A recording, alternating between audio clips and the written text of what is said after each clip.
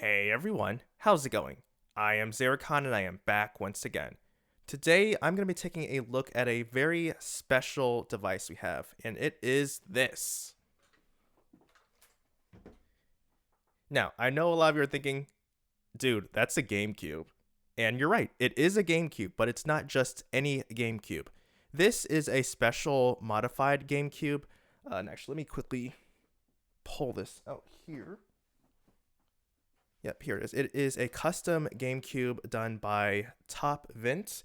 And actually, I saw this on I saw this online, and I saw it was brought to my attention that there was a custom GameCube that was made. This has in from the outside, it looks exactly like a GameCube. Like you couldn't tell that this is different, but internally, there's a special thing inside of here that one helps it play online games with this own device here, which you attach. Whoops, let me take this out of the baggie here. Oops. Yeah, this little thing here, which you plug underneath here, and you can use and you hook it up to your internet via Ethernet, which is great. But also, it can play any GameCube game because it has something called Pico Boot, which allows you to put ROMs which from any region directly on here, and you can play them. And not only that, but it is also region free as well, so you can put in any disc and it will play. Now, for the Pico Boot, you do actually need this. This is a custom SD card, and also you'll put all your ROMs on here as well. 256 gigs, which I think the listing said it has it can hold up to, I think, either 160 or 170 games, which is more than I need. Honestly, I don't have that many ROMs that I would want to play or even have right now. So also, I think you have to put it into slot number 2 for that. But other than that, though, it is essentially the same. Like, for example, if you have, like, here is a normal GameCube.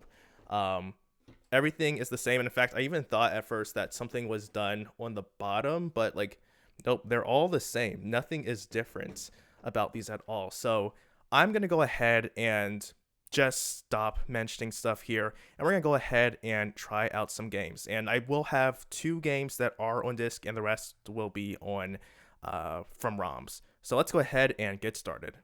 Hey, so I just thought about it. I probably should have shown you what it looks like when you actually put the adapter in for the Ethernet, so I'm just going to quickly go ahead and do that. So we're just going to pop this cover off here and make sure I get this right. Whoops, oh dear. Then I just gotta pop that right on the bottom here. Okay, am I actually messing that up? I don't think I'm messing that up. Because before it was clicking, and when I first tried putting this in, it clicked. Oh no, I think it is in. Yeah, there we go. It's in now. It's in. So yeah, so I don't think you put the cover back on, do you? No, you don't put the cover back on. So yeah, so that's pretty much it. It's simple and boom, just like that. Now, one thing that I'll probably think about doing eventually is maybe getting a Game Boy player again, because I sold mine when I sold my original GameCube. But I might get a Game Boy player because I saw something interesting where you can, which I thought about, because it's region for, or you don't need any discs, just go ahead, buy a Game Boy player and use something called an EverDrive, and that way I can play any Game Boy, Game Boy Color, Game Boy Advance game on here. Just pop that right into the Game Boy player, and so because of that, this is sort of like an ultimate GameCube, because you can play all of your GameCube, all of your Game Boy games on here without needing to have, all the discs and all the cartridges that you would normally have. So I just want to quickly show off how that part worked and how that connected. I won't be playing any games that require online because, one, you have to get that stuff set up, and 2, I'm not really interested in playing online. Like, you could play Phantasy Star online, but I don't really care to play that. And then, like, I know Mario Kart, because it's community, because that's another great thing about this, is that the community supported games that have online and games that didn't even originally have online, this GameCube can do that. And so, I mean, that's another game that I could try, but again, I think that I have to set up stuff for that, and I really don't feel like doing that. I don't really care to play online anyway, like I said, so that's just something I want to put out there as well. So let's go ahead now and jump right into playing some games. Okay, let's get started. But first, I want to make a quick correction. During the unboxing, I was saying Pico Boot instead of Swiss. Pico Boot is the physical mod chip and Swiss is the homebrew software. But back to the topic. Here are the games that I've installed directly onto the microSD card. You're able to rip the games from your discs into Swiss. You're also able to just put ROMs directly onto the SD card and put that in your GameCube. The disc games that I'm presenting in this video will be added to my digital library later on for future convenience.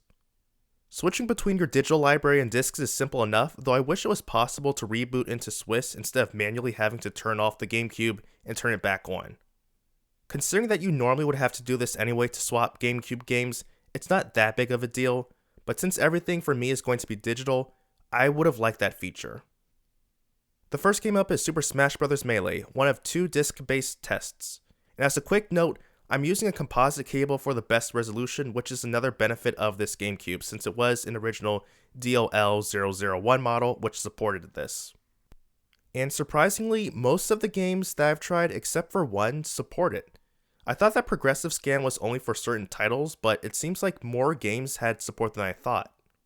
And my copy of Melee doesn't even have a progressive scan support icon on the case, so I'm not certain which games truly have support and which ones don't. Now as far as the game goes, it's Melee. There's not really too much to say about it. The game still plays just as I remember it, though not playing it in ages has left me with more than a little rust. The next game I tried was Metroid Prime 2 Echoes, and man, this game still looks good after all these years. And that's really a testament to how well the Prime games have aged. I love how good the Prime 1 remaster looks, but if it never existed and the GameCube games were all I had, I would be content. And as much as I want Prime 2 and 3 to be remastered, I can be satisfied because of how well they hold up by themselves. But my fanboying aside, the game runs well and smoothly. And this goes for all the games I've played digitally. There's no stuttering or freezing of any kind. It's perfect. Exactly as if I was running them off the discs. One thing I'll note is that there seems to be some jagged edges in the lower half of the visor HUD. I didn't see any on my TV, so it might just be the recording from the capture card. The next game is Superman Shadows of Apocalypse. This is no Batman Arkham Asylum, but it's no Superman 64 either. Honestly, this was more of a curiosity play than a test to see how the game ran, but like I said before, the game runs just as fine as the others. Sonic Heroes is the next game that I tried, and honestly, this one surprised me a bit with regards to the visuals. I don't know if it's because I haven't played the game in ages, or if it's because of the component cable or something else, but the colors look different from how I remember them. There seem to be darker hues, and some of the details in the plants look better than I recall. Maybe things always look this way and I'm forgetting, but this one performs well either way, and without the need of blast processing. After playing that, I tested Batman Vengeance. This is the only other game that I tried directly off a disc. Out of all the games that I tested so far, this is the only one that didn't provide me with an option to enable progressive scan, which was a bit of a disappointment after going through a streak of games asking me if I wanted to enable it. Also, this game is much darker in the recording than when I played it. I happened to notice that the preview in OBS was much darker than what was on my TV, so I boosted the in-game brightness. However, in certain spots, it still can be a bit too dark in the recording footage versus what I experienced live. Nothing more to state here. Metal Gear Solid: The Twin Snakes was my next test subject. And unfortunately, similar to Batman Vengeance, this game is very dark in the recorded footage. Absurdly so. This makes me wonder if it's the capture card I'm using or if it's the splitter I'm using, but regardless, know that playing this on a TV doesn't yield such results. I didn't play too much of this frankly because I suck at this game, so we'll move on. And finally, I played Super Mario Kart Double Dash. This was my first time playing Double Dash and it was an enjoyable experience. I played a few tournaments just to get the hang of things, but I didn't really do too much more. As I mentioned during the unboxing section, this game can do online multiplayer unofficially, but you have to get that set up. But that's not something I'm interested in. And that's everything I've tested so far. And just as a quick note as a testament to the region-free benefits, this is a PAL GameCube, but all the games I played were NTSC region games. Eventually, I'll want to try to find some Japanese games that didn't get released in the West, like a few Gundam games that I've heard about, so maybe I'll try those later on. But that will do it for today. Thank you very much for taking the time to watch this video, I appreciate it. Let me know your thoughts in the comments below. And thank you again to Top Vince for being willing to ship this to the US. I really appreciate that. I'll leave a link to a store in the description so you can check his services out. So until next time everyone, I am Xeracon signing off. Have a good one.